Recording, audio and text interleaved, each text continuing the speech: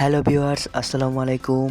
আজকে ক্লাসে আমি সোহেল আহমেদ আপনাদের সাথে নেওয়ার ক্ষেত্রে ফ্রাইডে যেগুলো আছে এগুলো আমি রেড কালার সেট করে নেব, কারণ এগুলো হচ্ছে হলিডে। এগুলোর অ্যাটেন্ডেন্স তো আমাকে অবশ্যই বন্ধ থাকবে ফ্রাইডে তারিখ পর্যন্ত আমাকে।